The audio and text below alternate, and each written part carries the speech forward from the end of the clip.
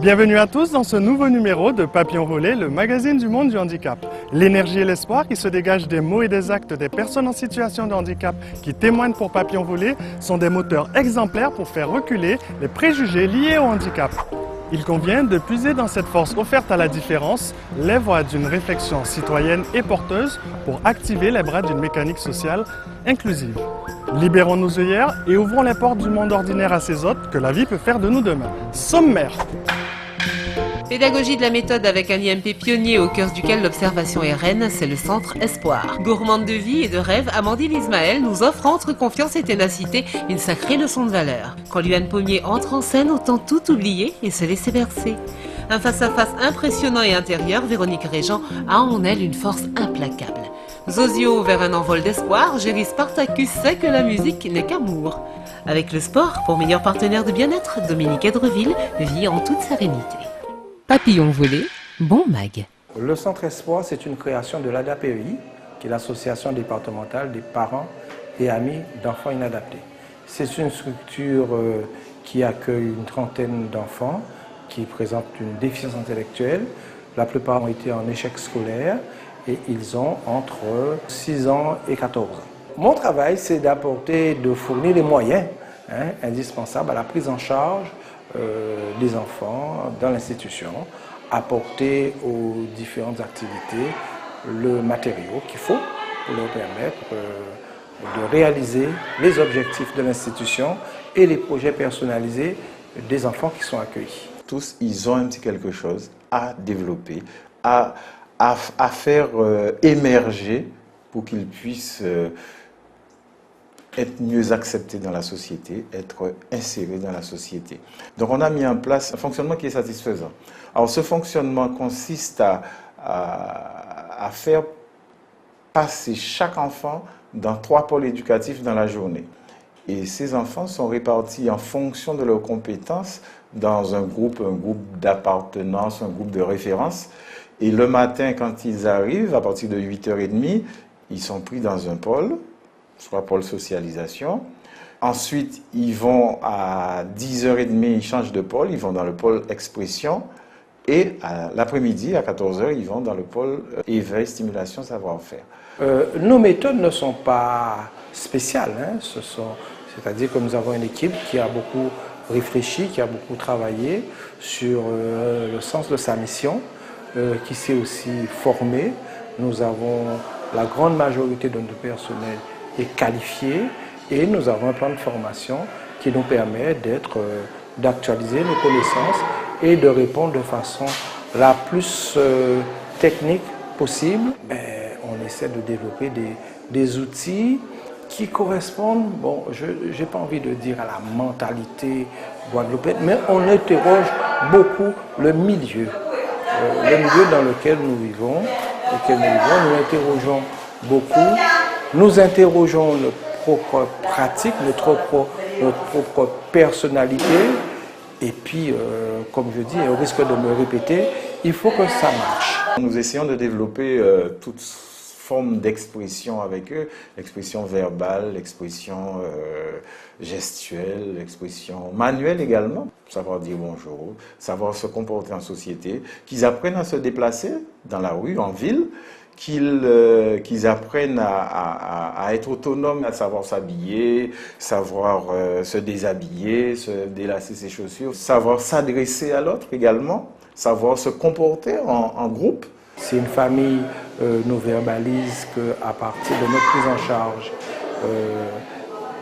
elle a le sentiment que l'enfant se porte mieux et que le handicap de l'enfant est vécu avec moins de souffrance, voilà, nous avons atteint un de nos objectifs. Au fil des années, je ne pense pas avoir changé beaucoup. Je suis toujours service. J'ai 29 ans de plus. Et au cours de ma formation, je me suis rendu compte qu'il y a beaucoup d'approches que nous avions depuis très très longtemps, qui sont devenues aujourd'hui des approches très prisées, alors que nous les pratiquons depuis très très longtemps. On prend le temps qu'il faut pour observer l'enfant, pour déceler, pour repérer ses compétences et ses lacunes, et aussi pour travailler avec la famille par rapport à tout ce que l'enfant peut produire ou peut avoir comme comportement à la maison, qui peut nous aider aussi dans notre travail. Un établissement pionnier avec des méthodes, on peut dire, avant-gardistes. Ça ne vient pas seulement de mon cœur, je suis un professionnel, mais je suis aussi un passionné. Et j'ai eu le soutien de mon conseil d'administration, qui sont des parents et qui se rendent compte au quotidien du travail que nous faisons, qui nous encouragent et qui nous encouragent, on peut dire ça comme ça. Nous faisons tout pour, lorsqu'ils nous quittent, qu'ils soient en mesure de poursuivre leur évolution dans des ateliers en IMPRO. Je profite pour remercier l'équipe que j'ai, parce que c'est une équipe qui a une grande conscience professionnelle, c'est une équipe qui ne rechigne pas à la tâche et qui est toujours prompte à se former de manière à répondre à ces missions. La première force du Centre Espoir, c'est sa tête. On a un directeur qui est resté professionnel, qui est resté proche du terrain. L'équipe, en particulier pour l'équipe de l'IMP, il y a des gens qui sont très professionnels, qui ont envie vraiment que les enfants s'en sortent, qui ont envie de faire des choses, qui, parfois je leur dis qu'ils veulent trop faire. Il leur manque du temps pour faire tout ce qu'ils ont envie de faire. Et je crois que c'est vraiment une force pour le Centre Espoir. Bonjour, je m'appelle Ismaël Amandine. Alors, au lycée de Versailles, je fais BTS, comptabilité. Je suis en première année. Mon handicap a commencé depuis que je suis née. C'est un syndrome de Pierre-Robin qui a occasionné plusieurs maladies à la suite. Donc, pendant un moment, je ne parlais plus, j'entendais plus. Donc, ma mère a voulu que je fasse des opérations. Et maintenant, je parle normalement, j'entends, mais il me faut porter des appareils auditifs. J'ai réussi à supporter les 8 opérations parce que j'avais toujours la confiance au chirurgien qui m'opérait. L'accompagnement de ma mère a été très précieux pour moi dans mes démarches quand j'étais petite jusqu'à maintenant. Ça me sert toujours parce qu'elle m'a dit, Amandine, il faut aller jusqu'au bout de ce que tu veux faire dans la vie. Ma scolarité au début, c'était très difficile parce que pour eux, j'étais une enfant qui était carrément handicapée, qui n'avait pas les moyens d'aller dans une classe normale. Il y a eu des professeurs qui ont cru en moi quand j'ai recommencé à aller dans des classes normales. Et là, j'étais très fière des professeurs, des personnes qui m'ont accompagnée. Jusqu'à maintenant, qui m'accompagne toujours. Oui, j'ai des passions. J'adore la randonnée. Avant, j'aimais la danse, mais j'ai dû arrêter parce que quand j'ai mes problèmes de santé. Alors, à Versailles, tout se passe bien. J'ai des amis, tout le monde me parle, tout le monde me respecte. Il n'y a pas de problème. Mes projets aujourd'hui, c'est de terminer mon BTS comptabilité et de faire une licence de droit. J'aimerais devenir avocate pour les personnes en difficulté qui ont des problèmes de santé comme moi.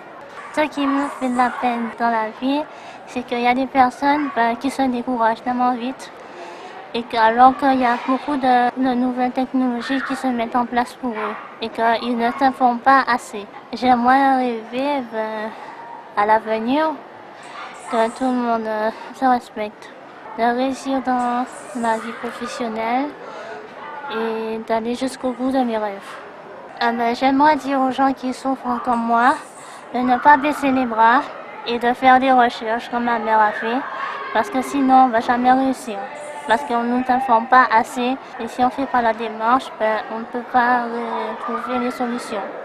Donc cherchez et vous trouverez.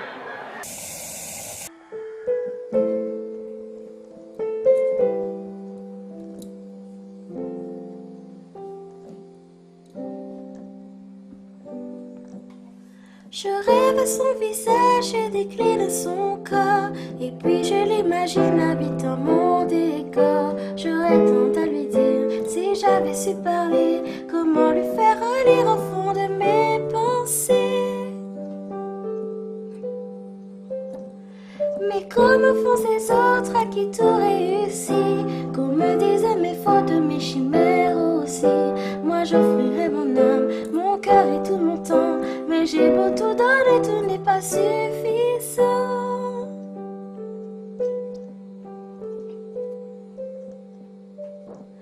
S'il suffisait qu'on s'aime, s'il suffisait d'aimer, si l'on changeait les choses un peu, rien qu'en aimant donner, s'il suffisait qu'on s'aime, s'il suffisait d'aimer, je ferais de ce monde un rêve, une éternité. J'ai du sang dans mes songes, un pétale séché, quand des larmes me rongent que d'autres ont versé. La vie n'est pas étanche, mon île est sous le vent, les portes laissent entrer les crimes même en fermant. Dans un jardin d'enfants, sur un balcon des fleurs, la vie paisible où j'entends battre tous les cœurs. Quand les nuages foncent, présagent des malheurs, quelles armes répondent au pays de nos peurs. Appréhender la différence autrement, décliner les savoir-faire et mettre en lumière les potentialités de chacun est une démarche clé qui fonde le terreau de réussite de l'IMP Espoir. S'inscrire aussi sans relâche dans un projet de vie bien pensé, comme nous l'a démontré Amandine, souligne que la détermination mène à bon port. Un engagement, une philosophie mariée ici à un verbe gorgé d'émotion et fascinant de beauté, tel est le tableau d'une rencontre touchante et unique. Écoutez, Papillon Capalé. Bonjour Madame Régent Véronique. Bonjour. Comment la sclérose en plaques vous a-t-elle approché? Oh, je dirais d'elle qu'une duchesse serait rentrée en moi.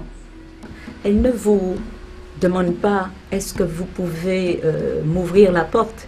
Elle débarque dans votre vie et c'est à vous de composer et de réussir à tirer ce que vous pouvez pour réussir à, d'une certaine manière, vous relever tant que c'est possible. Parce qu'en fait, qu'est-ce qui se passe? Vous constatez la dégradation de votre état de santé. Bon, vous ne pouvez pas encore vraiment en avoir conscience pour la simple et bonne raison que vous pensez avoir cette force, cette niaque nécessaire pour franchir les différentes étapes.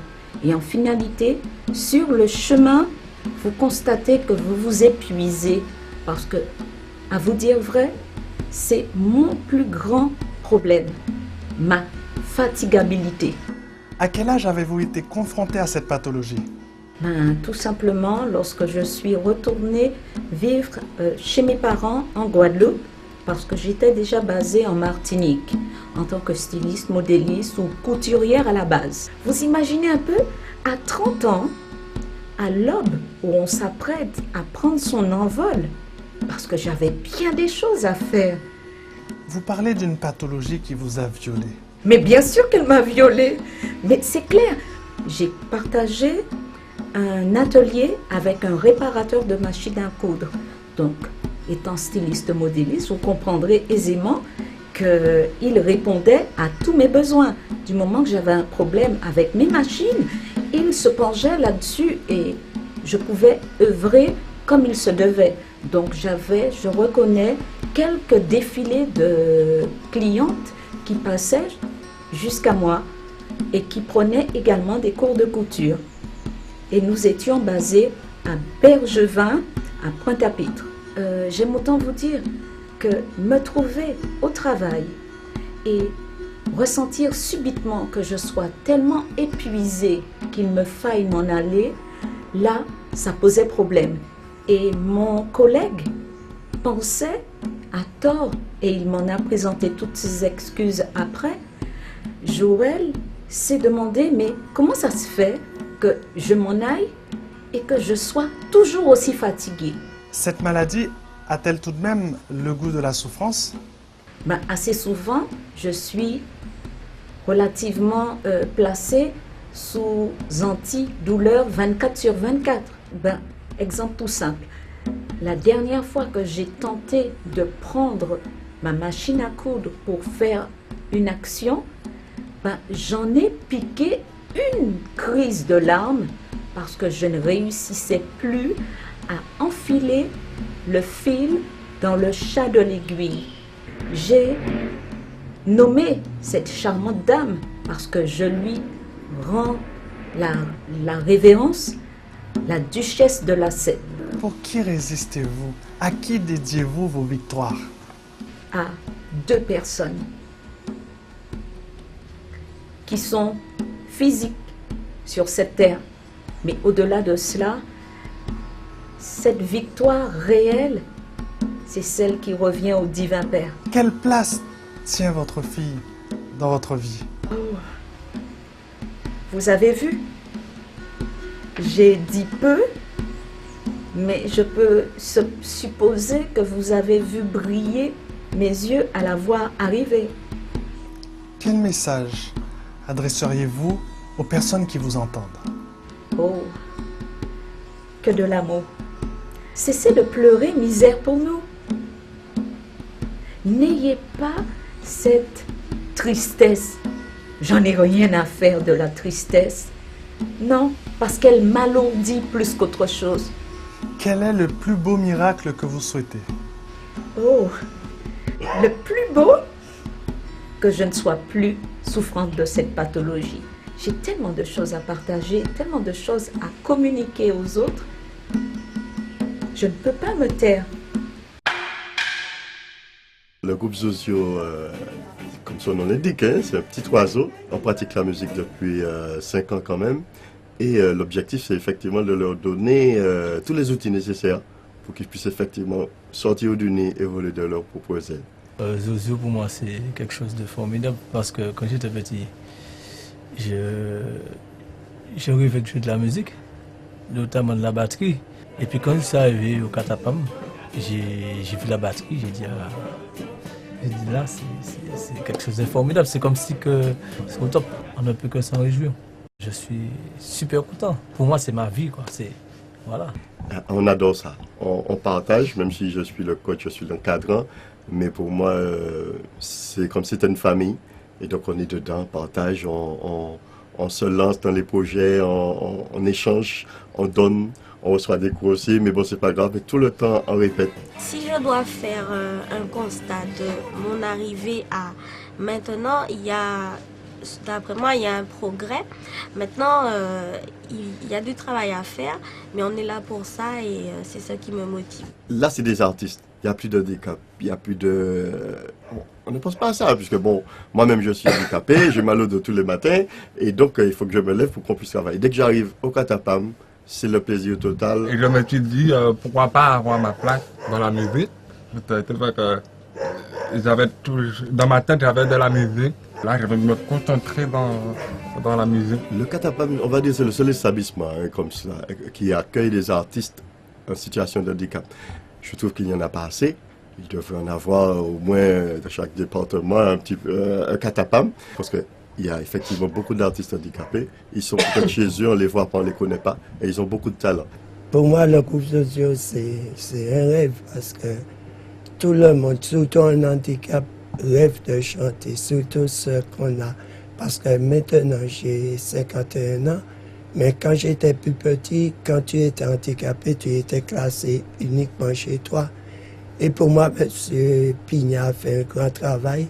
Et tout ce que j'ai subi quand j'étais tout petit sous mon handicap, sous la différence, des gens qui se moquaient, maintenant, je me suis exprimé en musique, en rock, en toutes sortes de musique que j'aime. Et pour moi, c'est ça. On va présenter quand même la PAM sous l'égide du président, M. Henri Pignat, et qui a eu l'idée de créer le Catapam. Et voilà-t-il pas que M. Pignat, c'est un artiste qui dit, bon, on va faire quelque chose pour les artistes. Je suis artiste moi-même, je suis professeur de musique. L'objectif était maintenant de travailler, de pouvoir montrer, quand je dis on va faire un groupe, on va faire un album, je dis ah bon, tu penses qu'on va pouvoir faire ça? Comme j'ai toujours rêvé de faire la sono, même à la maison, ma mère était, bon bref, Donc je faisais toujours la sono, donc ça m'a plu. Avec Géry, Hubert, Tamara, tout ça, oui, c'est sympa. On s'amuse beaucoup. Et voilà. Et on prend beaucoup de plaisir à travailler ensemble. Maintenant, c'est un groupe. Voilà, c'est le groupe, c'est soudé, c'est cimenté et ça doit se voir quand on joue. Coup de cœur, coup de gueule, la vie du handicap est baignée de grande joie, parfois de magie, de colère et de frustration aussi. Ce en quoi la société peut et doit intervenir. Mais un grand cœur de sportif est un atout précieux de reconstruction face à l'adversité. Sur la course du bonheur, mi-papillon d'Héron. Dominique Edouardville, comme vous le voyez, à l'âge de 19 ans, très ambitieux. Les belles femmes, comme on dit, j'ai eu la surprise d'avoir un accident très lourd, sortant dans un val avec des amis. J'étais sur une mobilette, j'avais un ami derrière, et les freins coupés, j'ai pas pu gérer. Je suis tombé dans un trou et je me suis trouvé à l'hôpital après 15 jours de coma. Et puis, quand l'ami est venu me voir, je lui ai demandé de m'expliquer ce qui s'est passé parce que je n'étais pas du tout conscient. Puis après les soins très intensifs et puis les massages et tout, ben, je me suis retrouvé avec un bras complètement paralysé. Bon, après, j'ai dit qu'il fallait que je me prenne en main. Mais c'est pas évident parce que dans les années 67, les gens ne comprenaient pas comment quelqu'un pouvait être handicapé, avoir un handicap, quelles que soient les raisons. On était méprisés, on rigolait de la personne. Et moi, quand je voyais les gens me regarder, je demandais à la terre de s'ouvrir pour entrer.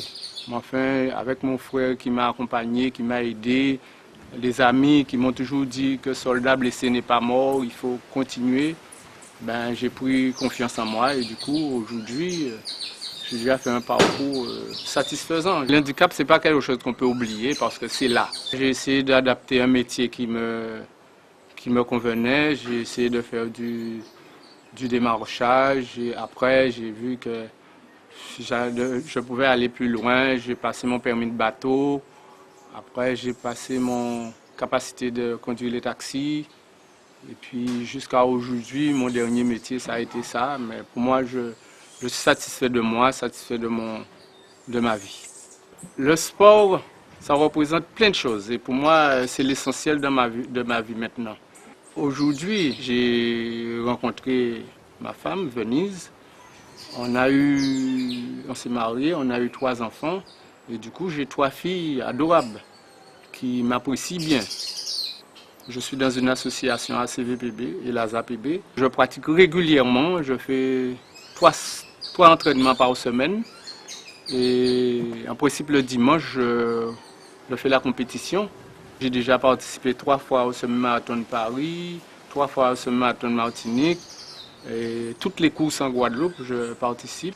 Et bien, ma valeur, c'est d'être très blagueur, à donner des défis à mes amis, à mon entourage. Aujourd'hui, j'ai 62 ans, je vis un petit peu du jour au jour parce que la société, il n'y a pas beaucoup d'espérance. L'amour dans mon cœur, c'est comme les bougainvilliers que vous voyez fleurir là. C'est comme une rose, c'est comme la nature. La nature ne fait pas du mal aux gens. Moi, je suis comme ça, j'aime bien les gens, j'aime bien voir évoluer les gens. Alors pour moi, c'est ça l'amour, c'est d'aimer tout le monde, d'aimer la nature. Moi, j'ai une alimentation saine. J'essaie de ne pas manger n'importe quoi et n'importe comment. Et puis voilà. La CVPB, en principe, c'est où j'ai fait mes premiers paris sportifs. Et pour moi, aujourd'hui, ça représente une mère. Parce que sans la CVPB et mon voisin Denis qui m'a emmené là-dedans, je ne pense pas que je serais sportif. Déjà participer au semi-marathon de Paris, ça a été mon plus grand jour en sport. Après semi-marathon de Martinique, c'est-à-dire voyager pour aller faire du sport, pour moi, ça a été des grands moments. Alors, ça me suffit largement pour être heureux. Bonjour, ça va? Un joli sourire, grosse tête. Quoi? Au revoir. Bonjour. Bonjour. Ça va? Ça va. Vous avez un joli sourire. Merci beaucoup. Vous avez une énorme tête. Quoi? Qu'est-ce qu'elle a, ma tête? Ta tête, je sais pas. Allez, au revoir. Au revoir. Bonjour. Ça va? Un joli sourire. Grosse tête. Quoi? Au revoir. Simplicité, vérité, spontanéité, le handicap n'a pas de face cachée. L'accepter, c'est grandir. Merci de votre fidélité, à très bientôt et laissez Papillon voler.